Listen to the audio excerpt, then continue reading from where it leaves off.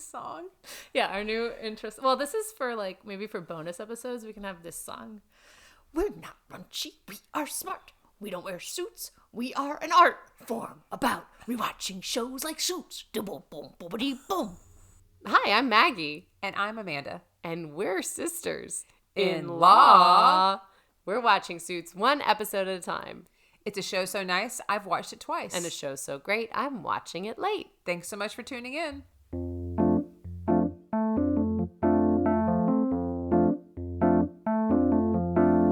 Maggie's never seen it and Amanda's obsessed. They don't wear fancy suits, they are casually dressed. They are sisters-in-law and they got a show about a law firm drama that aired a few years ago. Only Suits fans, only Suits fans, only Suits fans, only Suits fans, only Suits fans, only Suits fans.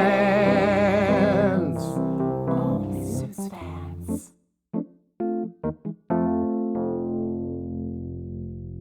This is season 1, episode 9, Undefeated. Maggie, it's good to see you again, as always. Good to see you. That was a good name of the episode, too. I didn't know what it was going to be called. Funny, one of my hot takes was, I don't think that was a great name. Really? Yeah. Because I just think they could you feel like everyone was a little defeated. Well, you know, I'll talk about it in my brief. I just think they could have been a little more original. Like Undefeated. Yeah, that's kind of like... That's sort of like giving up in season 8 or something. You know? That's like, okay, we've already come up with all the fun lawyer puns. Undefeated. Let's just do Undefeated. Yeah, it needed a little more pizzazz. I can see that. Yeah. Okay. 9 out of 12. Getting there. 9 out of 12. We only have three more episodes. Mm-hmm. I know it seems overwhelming to think about there being 16 episodes in the next 8 seasons. No, it feels like thank goodness. Thank goodness. Honestly, I can't believe that we're done in 3. Mm-hmm. I told you this when you got here that I didn't mean to keep watching ahead again. But then I just rolled with it because it's such an easy show. It truly is such an easy show to just kind of, you know, breeze through, yet still be very engaged. As I'm watching it now, thinking, I stopped. I'm like, don't get ahead again. I know. And that happened to me. Like this episode ended and then the next episode started. It just doesn't even let you have a choice. And I was like about to sit back down and I said, I can't do this because I haven't talked about episode 9 yet. You have a lot of discipline. I've just seen it so much though that it's like ingrained in my brain. It's a part of who you are. Ingrained in the membrane. Ingrained in the brain. You want to brief it up first? I will brief it up. Let's brief it up. It's pretty brief. Okay. Rules were made to be broken is a motto some slimy lawyer types might adhere to. But in season 1, episode 9, we see our main men, Harvey and Mike, standing up for what's right by staying in bounds. Ignore for a second that Mike is acting like an attorney even though he hasn't passed the bar or even attended law school. His moral compass is guiding him to discover who set up Rachel to get ahead. And Harvey finds he can still surprise himself even while upholding his superior moral character. Dang, girl. That's not that brief. That's nice. Thank you. It's 3 paragraphs, but I think each paragraph is one sentence. Okay, so just 3 sentences. But I separated them out with a space in between. Yeah, since we're using technology instead of cute little legal pads, it is easier. I have like tabs here on my outline. Yeah, it's like we're doing this show from 2011, but we are here solidly in 2024. Yeah, it is. It did just turn 2024. There we go. Yeah. Yeah. Okay, my brief. Harvey Specter meets his match in Travis Tanner. These 2 legal moguls are 2 sides of the same coin who are on opposite sides of the table. Harvey has a hard time keeping up with Travis because Travis has 1 feet in front of Harvey during the case. In other news, could the real Louis Litt please stand up? Please stand up. Please stand up and apologize? After a witness leak gone wrong, Jimmy is defeated by Mike, who confronts him when he realizes Jimmy was the one to ruin Rachel's reputation and almost cost her her job. In the end, Rachel defeats the bank account of Pearson Harbin with a law school lump sum, and Harvey is still number 1. I am so proud of that. Will the real Louis Litt please stand up? Like, I am glowing with pride, beaming with pride for you right there. That was fantastic. Did you think I didn't know that song? Or just... You think I'm that old that I don't know what that is? No, I know you knew the song, but what a fun way to introduce that Louis Litt scandal. It was a scandal. Such a scandal. Dude. Oh, by the way, my jaw dropped. We'll get to it. Okay. You want to start with storyline 1? You want to kick us off with the Travis Tanner and Emerson Petroleum? Yes. Okay. Travis Tanner is kind of a sneaky guy. Mm-hmm. I want to point out that Travis Tanner and Trevor are kind of both these sneaky guys that are the foil to Harvey and Mike. Okay. I had not thought of that. That's an interesting comparison. I thought about it because I was like, Travis, Trevor. These writers have something against the hard TR sound. They might. They also love the tea sandwich. The tea sandwich. We talked about There's that. something about it. That's interesting because I like Travis Tanner. Of course you do. He's also a pompous ass. Because he's like the other side of the coin to Harvey. Yeah. And you love Harvey heads up, tails up. Heads up.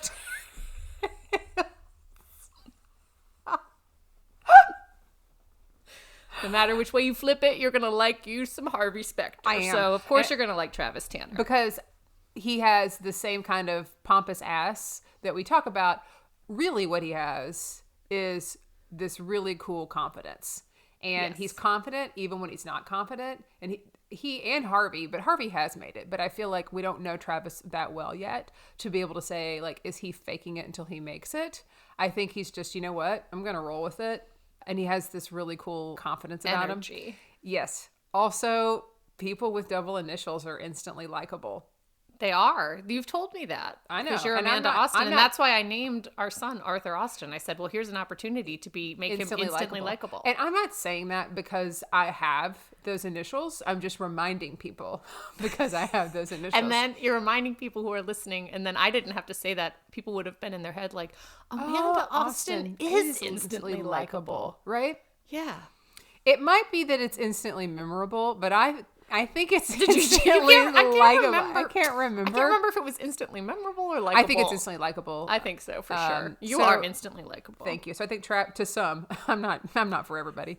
Either is Travis Tanner. No, but I like him. He is. Travis Tanner and I would be friends. We probably wouldn't be close friends, but I would enjoy hanging out with Travis Tanner. Yeah, I think he'd be a fun guy. Yeah. Because he he's one of those guys that would like sneak you into the VIP suite. You know, and in a non-sneaky way. You'd have a lot of memories with him because that's exactly what he did. He comes in and he just goes up to Mike and Rachel and he's like, "Wow, what a huge office! Where's Harvey? Harvey? Oh, he was a smooth criminal. So smooth." And Mike's like, "I'll help you out. Go talk to Donna." And then Travis Tanner's like, "Oh yeah, Donna. Yeah, you didn't know who Donna was? Thanks so much. Thanks. What's your name? Mike. Great. I mean, and didn't hide who he was. That's the thing. No, he's never hiding who he is. No, he's openly sneak fest. He was sneak fest. And I wrote here sneaky sneak. Oh yeah, Sneaky McSneakerson.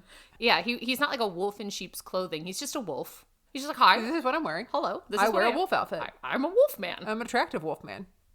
Which also gets him ahead. I think he's attractive. He's I don't think anyone in this show is unattractive. No, it is definitely a lot of really good looking people in really good looking clothes. Absolutely. And we find out that Travis Tanner, he goes into the deposition with Kenny Kenny Wazowski? Radowski. Mm-hmm. Radowski. He's with Jessica. He's getting deposed. Travis goes and hands the opposing counsel basically all the dirt on Kenny that could ever exist, all the doubt, to roast him. Yes. And then he walks up to Donna and he's just like, "Hello, I'm smooth." Yeah. And then he gets into Harvey's office. Yeah, and he's like, wrong office. He acts like Harvey should know who he is. And Harvey goes, "You're Travis Tanner?" And he goes, "Yeah, I'm from a firm based in Boston." And Harvey says, "So are the Red Sox, and I don't give a shit about them either." Yeah. Harvey's so cool. Quick. He is so cool. You know what? These are two guys who are playing it cool. I was thinking the entire time, I was like, Travis really knows how to get in Harvey's head. Big time. That's why I put in my brief that Travis is one step, his feet, undefeated. Yes. He's got 1 feet in front of the other. Mm-hmm. Yes. Because he throws in that Harvey was a pitcher in high school, threw out his shoulder, couldn't pitch the final game, but then they won anyways. Wins. And I think he does this because he knows he can get in Harvey's head. He doesn't think he can get to Jessica Pearson's head, maybe. But he can get in Jessica Pearson's head by proxy if he's getting into Harvey's head. Absolutely. And he knows if Harvey takes on the case against Emerson Oil with Kenny and all the other cancer patients, then he has a chance. He needs to get Jessica out of there. And so he's trying to get Harvey in there because Harvey Yeah, And he's a smooth criminal. Boy, oh boy, does it work. It works. Okay. Harvey does say, he starts laughing, and he has that Specter smile that I love so much. He says, I'm just thinking about how I'm going to enjoy kicking your ass. Yeah. And then when he does leave, you could see that panic on Harvey's face. I mean, who not is this huge panic. It's guy? like, uh-oh, I might be in for it. I like when he talks to Jessica. Harvey goes and talks to Jessica, and she's like, "Oh, he threw in the thing about the shoulder. Ooh, playing dirty." They kind of know their own weaknesses there, which made me think, okay, Harvey is a step ahead, or at least he's aware that he's being manipulated, but he's in it because he's gonna win. He likes the game. Okay, I have a question for you, which we actually are going to rename like a deposition time. Based on our friend Ryan, who said we should call this a deposition time. I've just thought of a question just now. It's not on my list. So this is like an impromptu This deposition. is an impromptu deposition. Which makes me even more nervous. Okay. Is there something, if somebody was trying to get to you, that they could use and they would really get you where it hurts? Like the way Travis Tanner came in and said something about the shoulder. Yeah. What is something somebody could say to you to be like, oh, okay, I've caved, or oh, dang it? You know what? I don't know if there's like a specific thing. I think there's like a specific mood that I'd be in. And I think if I'm caught in one of my moods, one of my spells, you know, What spell is that? it's just like one of my like, I don't take no nothing from nobody spells. If someone happened to catch me in that moment, it could be anything. And I would become suddenly hyperfixated on proving them wrong, proving myself, proving whatever, defending some cause that I'm not even super invested in. Like if an I'm just, AT&T phone line? yeah, like I could understand why you had me stand outside for the AT&T phone line, because I was like, this could have been me. I could have been in that mood. You know what I mean? Do you? Yeah, I get that. I didn't know if there was something that someone could say to you, Like or my biggest weakness, my biggest failure, your Achilles heel, or something. You know? Yeah, I think if someone brought up a huge failure, I would just revert into myself and become a little hermit. And I'd be like, no, I could never take it on. Jessica has to do it. Okay. You know? I don't know. I don't think you would. You don't think I would? You think I would go for it? You would go for it. I know you. I'd have to be in the mood. Because sometimes I'm just like, I'm too tired to deal with this. Go away, Travis. Yeah, I get But that. sometimes I'm like, I have all the energy in the world and all the time. I could do this all day, Travis. There are sometimes I was on the phone with somebody the other day. It's like a customer service person. And I told them, like, I don't have anything to do right now. Literally, you caught me in a moment where I don't have anything to do. And I will sit here and I will wait. Yeah. It's like that one time I wanted to see one of my landlords. Because the roof had flooded, and I'd been complaining about it for months, and then it flooded, and then we were out of business for a few days. I don't know if you were around during this time. I don't think so. The landlord wouldn't take my call, and they wouldn't see me, so I drove to their office, and I sat outside in the reception area on the floor. And Not even on a chair? No. I said, I'm going to sit right here and block this door before and so I waited and waited, and they're like, he's not going to be able to see you. I go, that's fine. They're like, we close at 5. I go, it's cool. I'll order a pizza, and I'll sit right outside this door, and I'll wait. Like I Did he see you? I staged a sit-in. Did he see you? He showed up like 45 minutes later. Yeah, because the receptionist was like, well, because there were other people in the office. Yes, and they didn't want to see that. At that point, it was a scene. It was a scene, and I knew it. Yeah, you are very Harvey Specter. Or Travis. I was then. I don't know if I am as much now. I have my moments. I think I probably lived in that spirit, so to say, a lot when you run a business, because you just have to. And I hate to say it, but being a female who owns a business, sometimes you have to be extra Harvey Specter. You have to be extra Harvey Specter to get people to listen and take you seriously. So if it means sitting outside of your landlord's office, cross-legged on the floor, threatening to order Domino's for nobody else in the office but myself. I hope you clarified that. I hope you weren't like, I'm going to order pizza for everybody. It's like, I'm going to order Domino's for myself. For myself, I'm ordering and it'll last me until it needs to last me. Yeah, I think he called. We got it worked out. That's great. I know he doesn't listen, so I'm not worried about it. But if he does, he's probably laughing about it now. Maybe he'll DM.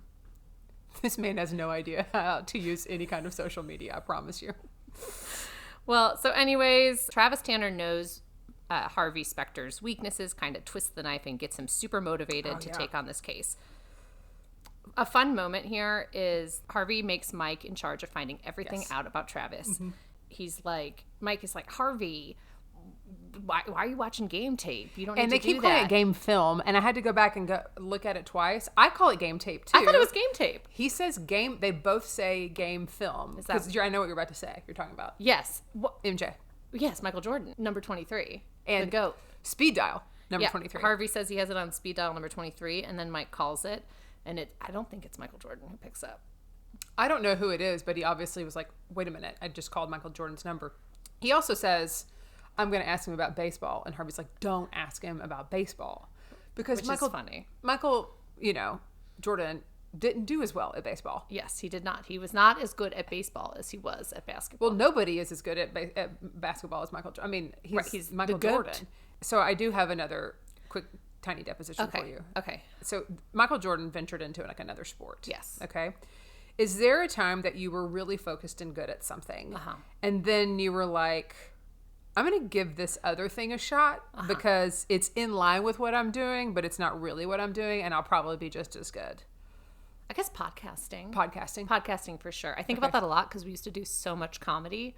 We used to be performing comedy all the time, and we now are performing for literally nobody but my dog, who's not even in the room. Yeah, but we actually, with our weekly podcast, reach more people than we did in some shows. That's fair. So Yeah, when you look at the download list, you're like, that's actually a lot more than would tickets. would be in the theater, than pre-sales for a show. Yeah.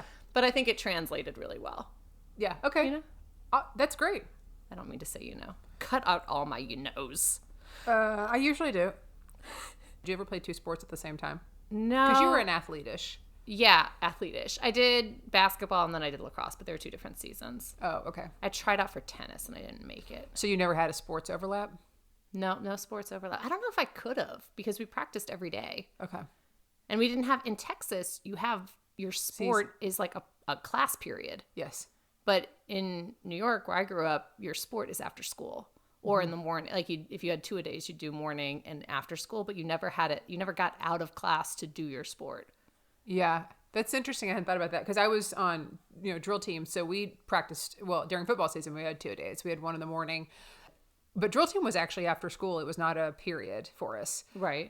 Now, when I was an officer on the drill team, brag, that was the last class of the day. So we had a morning practice, had officer practice, and that was usually a lot of conditioning. So we had to run bleachers and laps. And then that's also, when I was an officer, is the year that value meals came out in fast food restaurants. It's the first time you didn't order things a la carte. So we would do our conditioning and our running, and then we would go to McDonald's and eat 1,000 calories of food and come back and then like write out our choreography before it was time for like the 3-hour afternoon practice. It was like our mid-afternoon snack. Yeah. That's also a time way back then where you had to weigh in for games. That's crazy. I don't know if they did that in New York. I didn't do any sport that would require me to weigh in. Yeah, they made us weigh in. But I also don't think that our cheerleaders had to weigh in. Yeah. I can't imagine that they did. It's a different time. Yeah. It's crazy that we're not like that far apart in age, but also New York and Texas are very different culturally. Yeah. Because I remember coming here and seeing like around Christmas time, everyone calling it Christmas break and like Christmas trees and time for prayer. And I was like, this is just not what we had. You had holidays. Yeah, it was winter break. Winter break. Yeah. Yeah. Okay, so you never had an overlapping sport. I did theater a little bit with drill team, and that was tricky. I painted the sets. Did you? I did. And I was one of the only students that was painting the sets. So it was just me and this art teacher, and we'd paint the sets like late into the night. And then I'd do my practice. That's great. I'd be like, I'll be there after practice, Miss Inman. And she'd be like, okay, Maggie. Okay, Maggie. Okay, whenever you get a chance, sweetheart. So we find out a little bit more about Travis Tanner from Mike. And we find out that he's a Yale boy. He breaks class action lawsuits up. He plays tennis, which Louis also plays tennis. He doesn't take public credit. So he does all of this work in the shadows. Which is really interesting. And Mike likes him. He said, this guy's kind of a badass. And Harvey says, do you want me to get an autograph for you? Harvey didn't know about Travis because none of the other attorneys that have gone up against him have talked about him because they've all been beat by him. Mm-hmm. So it's kind of like, ugh. If you go up against Travis, it's like a walk of shame. Yeah. Then Travis calls Harvey. And Donna's like, I have that guy on the phone. And so Harvey gets him to go and meet him at Apple Creek High School, which is where over 200 people have died from being at that high school because of Emerson Petroleum. Mike says, why are you taking him to meet you at Apple Creek High School? And Harvey says, I'm against having emotions, not against using them. So he's going to try and pull at, Travis Tanner's heartstrings, if there are any, which I think there are, but they're encompassed in a law degree. Right. All the heartstrings are like locked up in a law degree. Right. You can have heartstrings, but then when you become a lawyer, you're like, you got to keep them on lock. Right. You have to get some kind of like chastity belt for your heartstrings. Absolutely. So he goes and he meets him there. Travis Tanner says, much to against my advice, Emerson wants to settle. And he goes, really? And then he hands him a paper, and he opens up the paper, and it says, kiss my ass. Which I loved. I loved that. I mean, Travis Tanner is 1 feet in front of the other. 1 feet in front of him. I loved that moment, too, because you can see how they're playing each other, and this is their sport. This is fun for them. You're right. This is their sport. This is their drill team or their basketball or lacrosse. They are just enjoying the back and forth, the cat and mouse.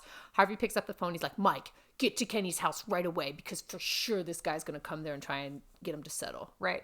They send somebody else. Travis Tanner is too smart to send himself. Absolutely. He sends somebody else. Because that would be illegal. Who poses as someone from Pearson Hartman and offers a settlement and says, if you guys don't take this settlement, we're going to go against you. We know everything about you. We have dirt on all of you. And so take this settlement now. Luckily, Kenny is smarter than that. Yeah. And they said, Kenny, you've got to keep it together because if you cave, everyone falls apart, which is interesting because we realized that Kenny is he's the lead plaintiff in the class action. So I did a little research because I had an idea, but I didn't know. Another little deposition here for you. What happens in a class action if you are the lead plaintiff? Do you know how that works? No. Okay. The lead plaintiff is the face of the class action, while the others just kind of sit back and await judgment. The lawyers on the team typically pick the person who they believe best represents what they are trying to prove against the opposing side. If it's an injury, the one who has like the worst injury and the biggest impact and fallout from it. Okay. Also someone who can handle themselves and that they know they can prep and put on the stand and they're not going to completely lose it. And so to them, Kenny was the one. Mm-hmm. And that's why they've been going with Kenny because he best represents it. And so they need him to keep it together. Also, the person who is the lead plaintiff typically gets more. Right, because they're under more pressure. They're doing all the work. Right. Everybody else is in the class. This is the lead plaintiff. Yes. And so... Interesting. Yeah. Now, I when I say I did a lot of research, I'd say about 3 minutes. I couldn't find the percentage of how much more do Maybe they it get. depends. It just depends on the case. Is it typically, and it doesn't necessarily mean the first person to bring forward the suit. It sometimes is. But it can not also always. be like, you bring forward the suit, we get the class of people and then realize somebody else got way more effed on this than you did. Interesting. And so, and I don't know how that works. Like, how do you convince this person, oh, Maggie, you brought it to us, but we're not going to let you be the face. Also, some people just aren't cut out to be the face. Yeah, I'd be totally fine. I'd be like, that's fine. I don't want to be the face. Right. I mean, you're up against a lot when you're the face Absolutely. of a class action. So Kenny is well poised to be the face of this because he knows he's been trying to be swindled. He's on Harvey's side. He's with Pearson Hardman. Mm-hmm.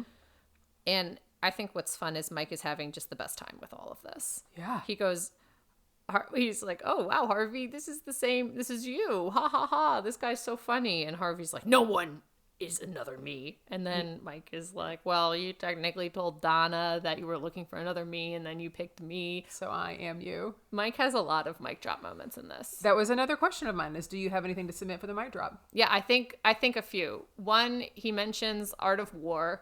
And Harvey looks at him like he doesn't even actually know what it is. Right, like, why are we talking about war? Mm-hmm. Which I thought was a fun mic drop moment.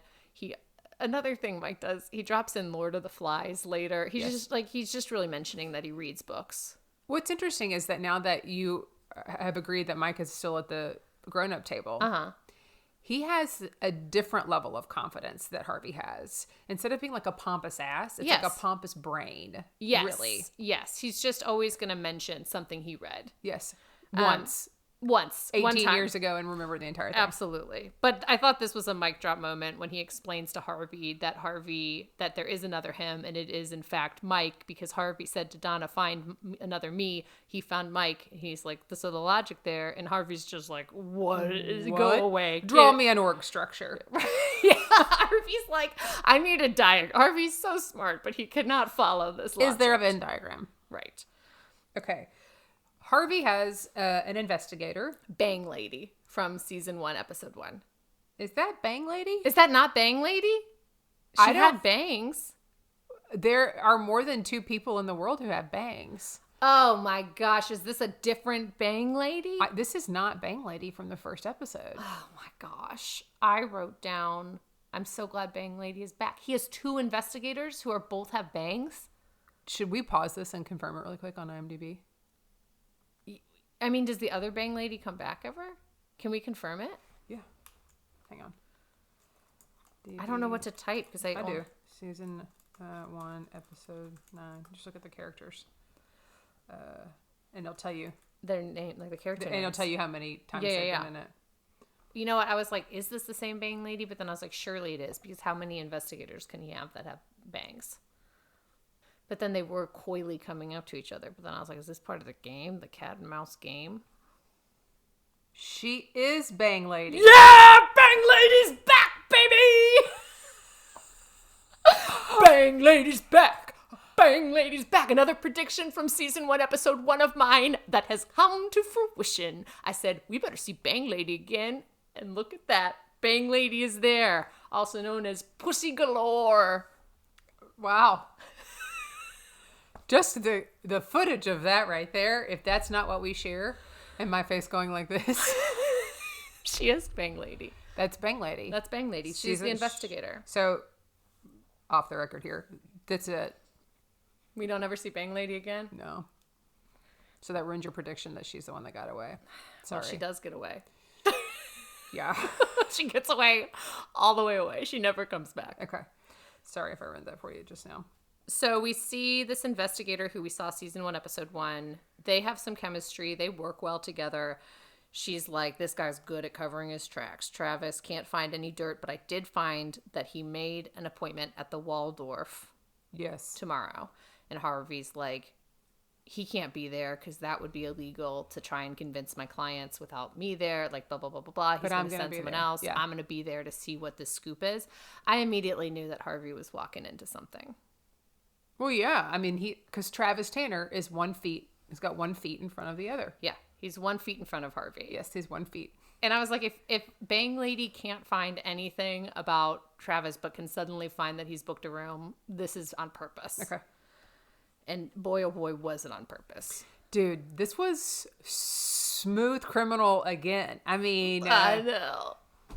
Travis Tanner all of a sudden is talking to Harvey. And then he starts talking really loud about it. He's like, I know I can't talk to your clients about the settlement, but I can talk to you. I'd offer them $25,000. $25,000, and this would be the number they would call if they wanted to reach me. And he writes his number super big and super sloppy on a whiteboard. Yeah, which is quickly erased, but people still probably capture it, you know. Of course. He can do that. He can talk to Harvey about it. Wherever they are. And he said sometimes his voice is loud. Because he's hard of hearing. He's hard of hearing, and he can't help it, which, again, I relate to. I know. This could be. What if Travis Tanner was the man you're supposed to be with and not Harvey Specter this whole time? As far as fictional boyfriends on TV? As far as fictional characters? Fictional TV husbands? Yes. As opposed to a real husband? Yeah. Okay. Maybe. Because they are. It could be another prediction. That could be another prediction. That Amanda? That I fictionally end up with Travis Tanner instead of Harvey Specter. Yeah, I'm blurring the lines of reality here. Mm-hmm. Yeah, me too. I did that a long time ago. So basically, then they're walking away. Travis is so mad at Harvey, and then Travis's phone rings, and he goes, "This is one of your clients, probably taking me up on my offer." Mm-hmm. And he answers the phone, and Harvey goes, "Oh, I got your number. Oh, I got your number." That was good. He goes to Jessica because he's going to need a loan. He's going to need a loan, I remember the first time I watched this, I thought, this is interesting. I didn't know that this was something that you could do, but get a loan against the judgment because you know it's going to happen. And so they're basically going to get an advance, which means they'd get it right now. And so to stick with them. Jessica says, I'm not giving you $1 million because you needed collateral because Because no one's going to give it to Harvey because no one believes Harvey's going to win. Right. So and Harvey's like, I'm going to win. And Jessica goes, that's so good. I love that spirit. You're not getting your money from me. But I'm not giving you $1 million of the firm's money, Absolutely. right? He has to figure out another way to get the $1 million. Then he meets Penny again. Bang lady. Well, Bang Lady. Her name's Vanessa, and he calls her Penny because of the Penny Pussy Galore, like the whole, Right. yes. Right.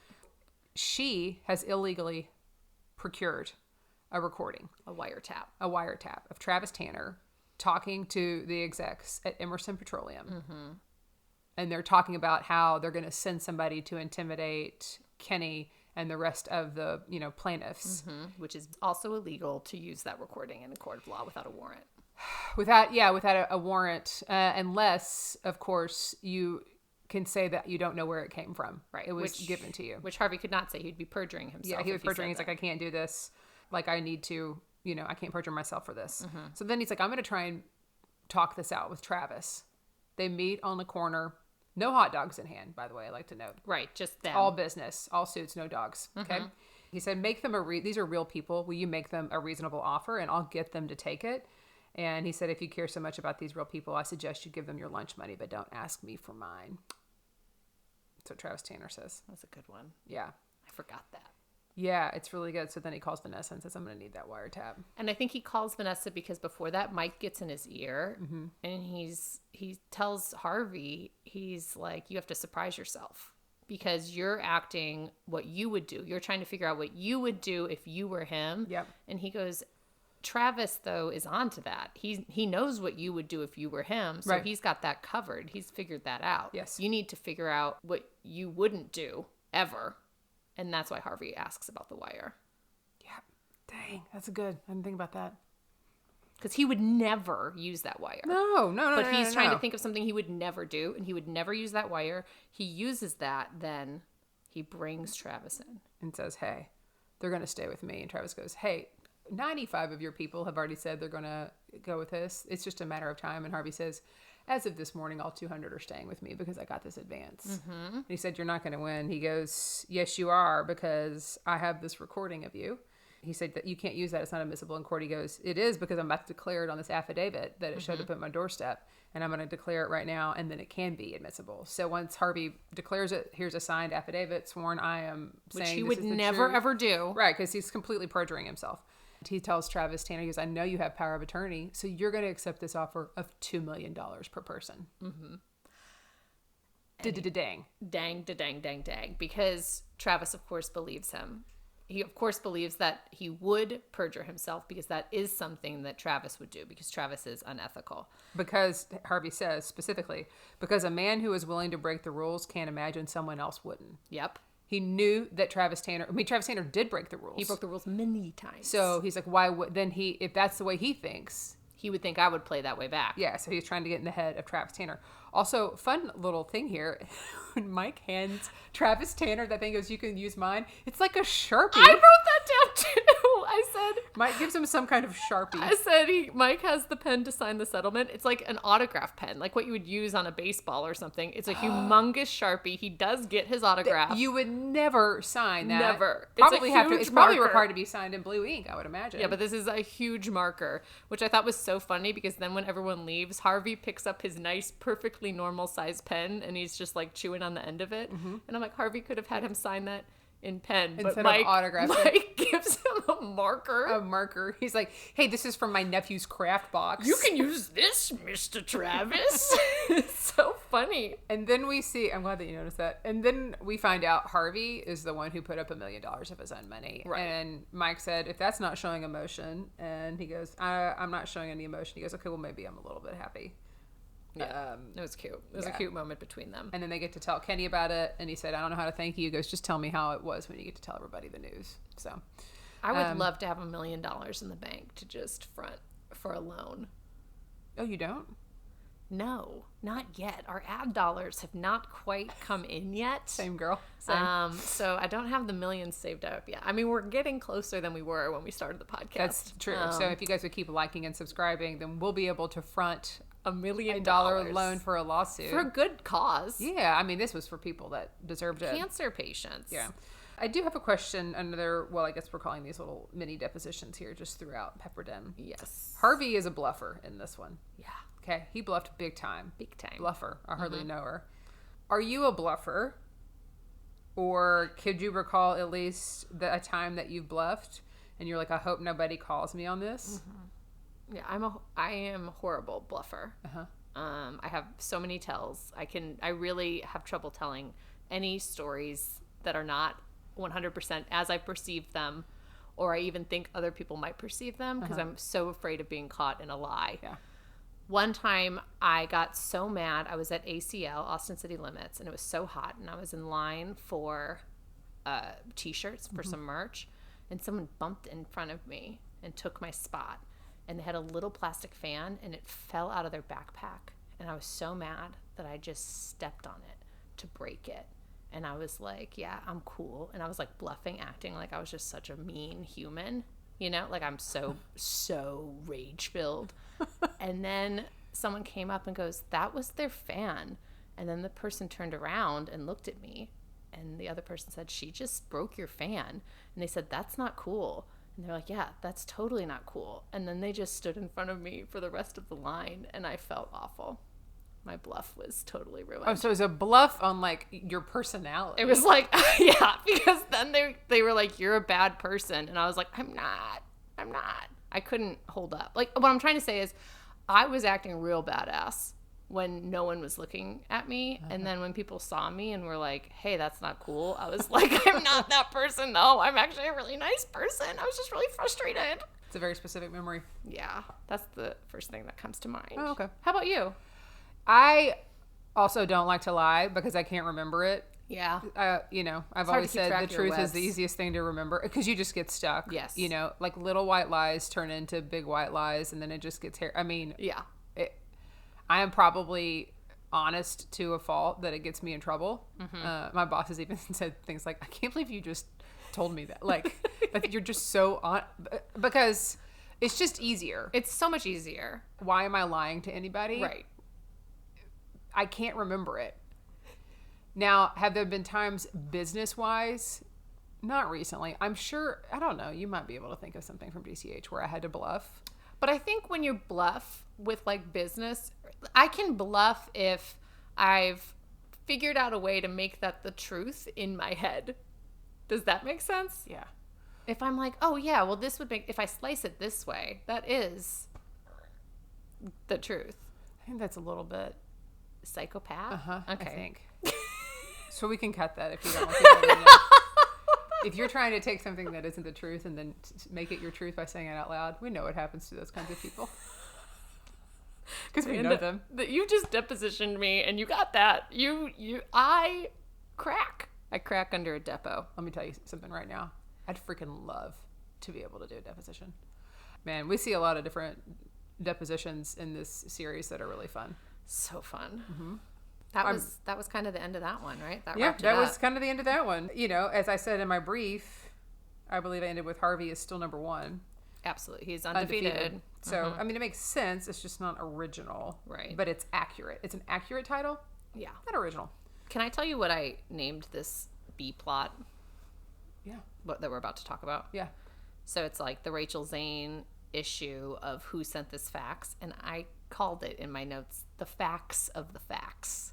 That's cute, Maggie. That was really cute, right? That is cute. I mean, it's no like, will the real Louis Litt please stand up? Please stand up. But I thought the facts of the facts. Apologize. Apologize. I thought it was still cute. It's really cute. I like it. So this one, all the associates are called in.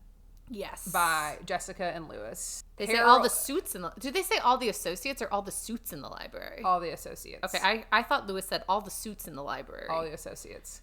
Harold is excited. Sweet Harold Gunderson is excited because... Is that his last name? Yeah, I do know his last name. It's Harold Gunderson. That would be his last name. Harold Gunderson is very excited that they might be getting their bonuses earlier because he's going to get a tattoo. Because he's way overpaying. He's way overpaying for rent, and so he needs this $10,000 bonus or whatever the bonus is going to be to get a tattoo. It is not the case. There has been a leak. Somebody has leaked a witness list to an opposing firm, Wakefield Cady. As Jessica leaves, says we're going to get to the bottom of it. Louis says, "Hey, I'm going to put $10,000 on this to whoever turns in the traitor, and then they're making fun of him because they say he's doing a George W. Bush impression, but he looks like Cheney, which is so funny because it's so long ago. It's so long ago. I was like, this is so outdated. I feel like it was even outdated when they made the reference. It was outdated when they made the reference. We were like almost done with Obama's presidency, but then his first term. Yeah, because what was that done in 2012 was the end of his first term. Yeah, 2012. Yeah. Mm-hmm. Yeah. So we were almost done with Obama for the first term. It was a little outdated even at the time. I thought this felt like a very impassioned coach speech from Louis Litt.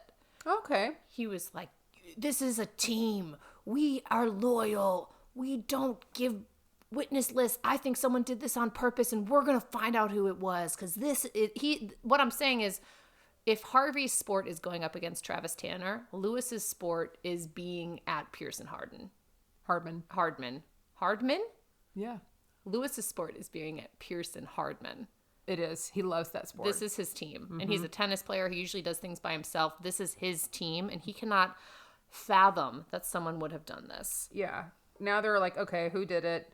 There's a little bit of bickering in the pit. They're all turning against each Mike's other. like, is this even like a trick to try and get people to turn against each other? And then he says, "Were these the Gillespie briefs?" I think it's Gillespie. I had to play it back a couple times. "Are these the Gillespie briefs? Why isn't anybody taking these to Lewis?" They're all terrified to go to Lewis. Right. Mike just takes them up, drops them off. NBD has no idea. He's not involved in the Gillespie briefs. He doesn't care. He's just like giving this information It's like to Lewis Lewis. has been asking for this. Why isn't anyone Yeah, going to come bring on, this? guys. Don't be scared. It's just Lewis. This is what courage looks like, he says. Oh, yeah, he does say that. That's a mic drop. That is a mic drop, but it's also so lame that this is what courage looks like. Bringing a blue folder to bring to Lewis that he's already asked for. I wonder if there was a new writer that really was pushing for that, and they finally let him have that line and let him keep it in there, because he tried to put it in every single script before that, and they're like, "It's no, not gonna no, work. and then It's they're not like, gonna okay, we'll work. let him go We'll let right him here. go with this." So it turns out Within the Gillespie within the files. Gillespie briefs, Yeah. Rachel's personal code, like her personal employee code, is on a fax that was leaked to Wakefield Katie. They take Rachel out. Mike runs after her, and she's really pissed at Mike. She's like, "Why would you do that?" He goes, "I didn't turn you in. This is a misunderstanding. They'll investigate. Your name will be cleared." She's like, "I've worked there forever. I'm probably going to be fired." She says, "I'm going to sue." And he goes, "Let's not do anything rash," which really bothered me that he said that, because she is super upset. She said, "It's not rash. It's me standing up for myself." Yes. Good for her. Yes. And then I think it's really ironic that he says, "Let's not do anything rash," when she talks about a lawsuit, because that's all they do.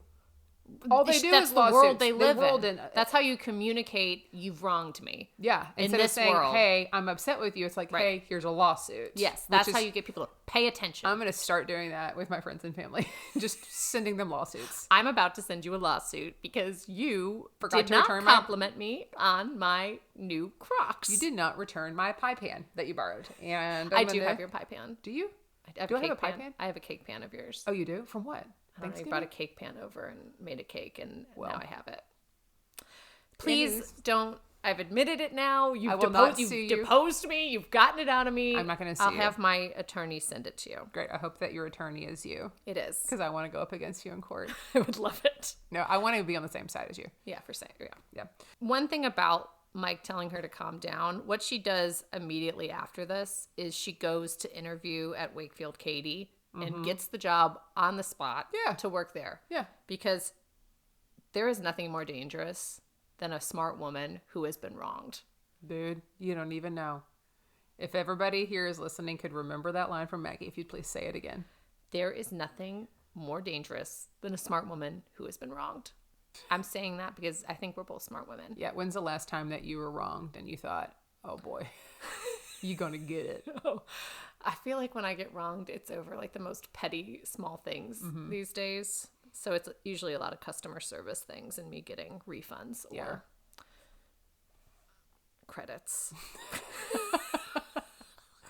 I would say generally mine are also customer service issues. I've had a couple things in the past year or so where I'm like, "You wronged me real wrong." Yeah. You may not really even be paying for it now, but you're going to be paying for it later. Eventually. I will not forget. Oh, and I you're a won't Scorpio forget. and I'm a Capricorn, and I feel like we keep good, accurate tabs. I have accurate tabs. I'll forgive you, but I will not forget it. Yeah, and if you ever wrong me again, guess what's coming out of the blue folder? Yeah. all the times you've wronged me before, Yeah. and all my plans for revenge. Yeah. Also a lawsuit.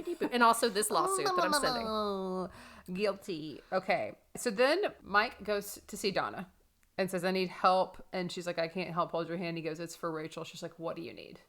Because she loves Rachel. She loves Rachel. He said, I need to find out, like, where do we get these employee codes? And she said, they're issued in IT. He's like, we have an IT department. I mean, kind of, come on, Mike. Of course there's an IT department. A law firm has to have a huge IT department. Yeah. So then he meets Benjamin. I loved this because he meets Benjamin. Benjamin's just staring at numbers. He's just looking at numbers. There's a wall of numbers because that's what IT is. It's just a lot of coding and numbers. He's just walking back and forth in front of numbers. Mike calls him Ben. Benjamin goes, I actually go by Benjamin, just like you probably go by Michael. And he goes, actually, I prefer Mike. And I was like, wow. If this isn't I think Maggie's loving this moment. The point of this whole podcast. Mm-hmm. But it's officer-client privilege is what Benjamin says. He's made this up. It doesn't exist. Mm-hmm. He's not going to tell him. Luckily, Mike has a photographic memory and is like, what if I tell you every single number that's on this piece of paper? And then if I can't, I'll give you $10,000 and you don't have to give me who took Rachel's code. And he also gets a new computer out of it, too. He does. Yeah. So he wins, obviously, because it's Mike. Mike can remember everything. They did say, I want to make a bet. And then he goes, you mean a wager? So and I actually wrote, what is the difference? But I didn't look it up. What is the difference between, I'll look it up. Is a bet like exclusively money and a wager is a trade? Okay. A wager is money or something deposited on the outcome of an event, such as a horse race or an election result, while a bet is a contract or agreement between two or possibly more parties that a payout will occur after the event. We're having to understand this here. Okay. So a wager is... it's deposited. So the minute you win... You get it. Mm-hmm. And it's also specifically about an event. And then a bet is a contract. Like you go to horse races and you put... And you bet on Little Lipstick or whatever the name of the horse is. Oh, go Little Lipstick. Giddy up, Little Lipstick. Sorry, that was the first. That's such a good horse name. It's the first horse name. As soon as we get $1 million in the bank, we should buy a horse named Little Lipstick. I think so. So I think if you were to put money on Little Lipstick. That would be a wager? That would be a wager because the minute Little Lipstick crosses the finish line, you're like, I'm collecting. You can go buy a big tube of lipstick and you're collecting. But the bet is a contract or an agreement. That's interesting. So it means I bet you that like you and I would bet that Little Lipstick was going to win. And then you would have to pay me eventually. But the wager we're placing on Little Lipstick would be with the horse races. Okay. Because I'd be like, I bet Little Lipstick wins, and then Little Lipstick doesn't win. Yeah. Well, Little Lipstick would totally win. I mean, I know, but this is fantasy world. Yeah. So, oh my gosh, Little Lipstick doesn't win. The first time ever Little Lipstick hasn't won. Yeah. And now I'm like, okay, I owe you. Right. I owe you. Mm-hmm. And then I'm like, I'll pay her back when I deliver that cake pan. However, if I knew Little Lipstick was going to win, and I wagered at, what is it? The place Kentucky in Arlington, Derby? Grand Prairie, or Kentucky Derby. I was trying to say here in Arlington or Grand Prairie. At the Kentucky Derby, where Little Lipstick would be. That's a wager at the Kentucky Derby. Because as soon as I get the money. Yeah, you're like, and now I go to the counter and I collect. We would be open to somebody telling us if this was or was not correct. Listen, I'm not going to bite your head off about that. You can tell me that I'm wrong. You're not wronging me. Oh, yeah, we don't know. I mean, this is just the definition that came up when I Googled what is the difference between a bet and a wager. So we find out from Benjamin. Also, Benjamin says Zuckerberg couldn't code his way out of a paper bag. That was really good. That's cute. I put that in my quotes. Benjamin tells Mike that Louis Litt is who used Rachel's code. Mm-hmm. So Mike's like, Donna, you'll never believe it. Louis is the one who used Rachel's code. And she goes, I don't believe it. Mm-hmm. This firm means everything to Louis Litt. He would never, ever, ever. This is his team. This is his sport. This is everything to him. And then we find out who was pretending. It was Jimmy. So Jimmy, who hasn't really been a player in any of these episodes. This was really the only episode. This is really his only episode. I think he has a speaking part. Jimmy has been offered a junior partnership at Wakefield Katie if he compromises the list. And he's like, I've got a lot of debt to pay off, don't Right. you? And Mike just kind of sits there. He's like, Not really. When he's you like, go for- haven't you ever cut some corners, Mike I know. Ross, Harvard grad? And Mike's then- like, beep, bop, boop, bop. Mike has a good mic drop. He says, if you come forward, maybe they'll fire you. If I turn you in, it'll follow you for the rest of your career. Louis calls Rachel back into the office once they get this all settled. I've made a mistake. You were unfairly punished, and I'd like to officially welcome you back. And she goes, oh, thank you. Are you Right. kidding me? Yes. Right. The next words out of his mouth should have been, and I'm so sorry. The first word should have been, Rachel, I'm so sorry. Yes. I made a huge mistake. Yes, absolutely. He can't do it. Even at the end when she makes him, he's like, I'm sorry. He's like, I'm so sorry. Louis Litt becomes the harbinger of Pearson Hardman. So she also gets a 10% raise. And big thing, Pearson Hardman has to pay for her to go to law school whenever she decides to go. Good for her. Dude, good for her, because if she's going to go, she's probably going to try and go to Harvard, because Right. they only hire from Harvard. Absolutely. And ding dang dong, that is not cheap. Nope. We know Jimmy just tried to compromise everything just to pay off his debt. Absolutely. Specifically, Louis says he's not opposed to apologizing, but he doesn't like to be threatened. And he's like, the idea of being threatened by Rachel for this instance, he's like, you could never sue me for what happened here. And she said, you better believe I'll sue you for the other stuff. And then he says, I'm sorry. I'm so sorry, Rachel. Mike is back in the office, in her office, helping her unpack. And I've just wrote they're cute. They are cute. Because she's, he's there. He helped dig her out of this mess. She wasn't in the mess.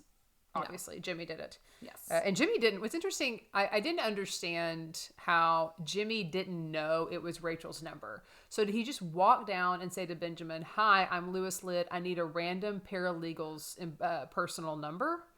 Because Jimmy goes, I didn't know it was Rachel's. So Did he get everyone's personal numbers and then just pick someone's? I don't know. They just weren't really clear They on weren't that. super clear. Because, There's a flaw in the writing. yeah, it should have been like, yeah, I hate Rachel. Yeah, it could have just been something like to make She's it... a paralegal. She's not Yeah. one of us. Something more weight there. Yeah. The only other quote that we didn't really call out that I have highlighted here is one from Donna that says, he's like, why do you put skim milk in and whipped cream in your coffee? She goes, because I use skim milk. I can put whipped cream and sugar in it, which is how I used to justify these huge caramel macchiatos. And before that, there was this place in College Station and crap, I can't remember the name of it, but they served a Snickers latte. Oh, that sounds so good. And it was right when fancy coffee drinks started coming out. So we would stay up really late and we would go buy these Snickers lattes. Nobody knew we were drinking between like 500 and 1,000 calories. No, because it was at before midnight. everything had calories listed. So you were like, oh, what is it? Milk? It's just, it's Milk and coffee? What is that? 5 calories? It's totally fine. And we would drink these. We had a drive through and you would get these things. And it just felt very bougie to do this before. I mean, I don't think there was a Starbucks in College Station for I don't know how long. Anyways, I get that. I used to put skim milk in there because of all the whipped cream and the caramel and all that stuff. You had some good mic drop moments. Yes, there were a lot this episode. Mm-hmm. I feel like as soon as I started calling Michael Mike, I feel like he started dropping the mic more. Yeah, well, good for him. Good for him. He's really coming into his own. Yeah, he really is. I feel like, especially this episode, he felt very casual, very authentic, very comfortable in the firm, which is one of my predictions, actually. Okay, let's hear them. We're kind of at the point before So predictions. we're at episode 9, so we have 10, 11, 12, right? Yes, I that's think how the numbers work. I think 10. That is okay. I just wanted to confirm. Yeah. 10 and 11, he's going to continue this momentum of feeling more confident. 12, I think everything starts crumbling around him. Okay. There's a couple leading ladies that we have to see again in this season. We need to see Jenny again. Okay. We need to see Grandma again. Okay. And I think Trevor needs to come back again because I think those are some really important key players that we saw in the first half of the season that I don't feel like had any resolution. Mm-hmm. So if they don't come back, I'm going to be kind of like, well, I guess they're not coming back in season 2, or is it going to be like this weird moment? I think there needs to be something by the finale with those 3 characters, or else they're gone forever. Okay. Those are good predictions. Thank you. Okay. We'll be following up because we are going to do a bonus episode before the season finale Yes. and talk about all of your predictions. Good. I cannot believe Bang Lady came back. I'm happy. I for was you. very worried about that one. I know you were, and you were so confident in that prediction. And that was my very first confident prediction. Mm-hmm. It was. Any other closing thoughts, hot takes, cool ideas? I'm loving it. You are? I'm loving it.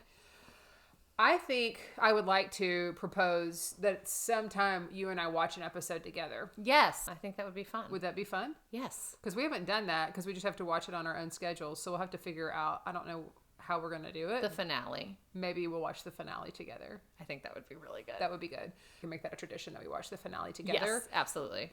I was thinking about this when I watched this, how miserable it might be to have to, for somebody to be watching this with me, because it's like, stop, pause, type, and then pause. Like, but I love it because it almost feels like live tweeting Yes. a show from over a decade ago. yes. And Yeah. it's so fun. Okay, cool. Then it's settled. We will watch the season finale together. Yes. To prepare for the season finale episode. Excellent. Very excited. We really appreciate everybody watching. Please make sure that you are liking and subscribing, and we would love a 5-star review. A 5-star review. And if you leave a summary, we actually got one on did get Apple. a summary.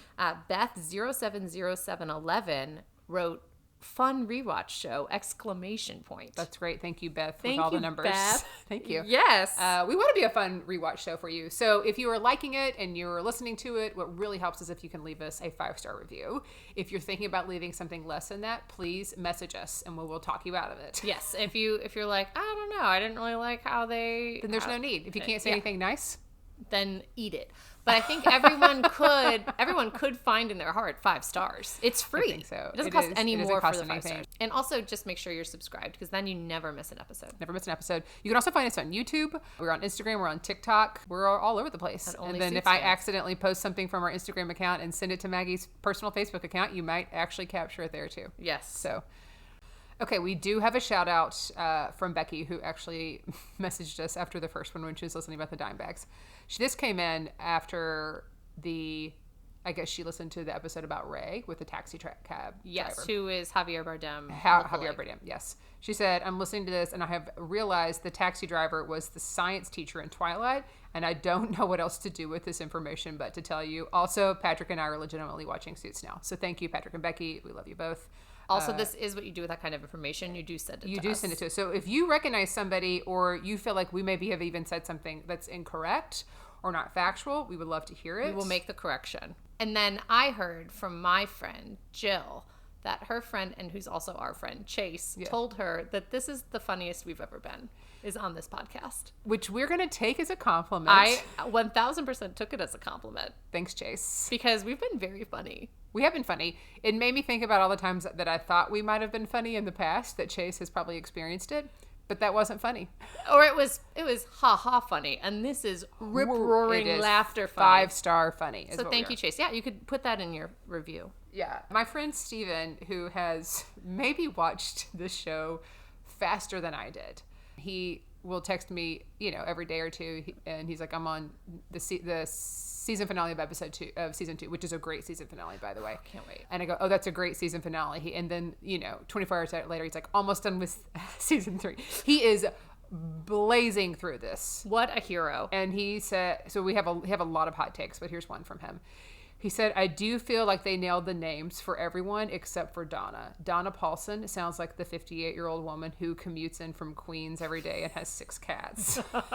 That might be because Gabriel Mock told his friend to audition, but maybe Donna Paulson was written as that character originally. Oh my gosh, you're right. I think Steven is onto something. He is. Yeah, he likes all the other names. He thinks they're great. But I'll he's probably drop some more Steven nuggets at some point because he has a lot to say and it's really funny. But I can't on some of it because it'll spoil. Yeah, I know. I'm sorry I'm behind, Steven. No. I mean, we have the opportunity to do this podcast every day if we wanted to. We could. We're not going to. No. Podcasting. It takes time. It does take time. Thanks so much for tuning in. We'll see you next time. That's it. Is that it? That sounds like a voicemail, like you're trying to leave a voicemail for someone and you're like, thank you so much. My name is Amanda Austin. That's AmandaAustin. There's a space between the A and the other A. Instantly likable. Instantly likable because it is 2 A's. Also, you can reach me at my phone number and we will be back with this podcast, Oldie Suits fans, next week, dropping on Monday.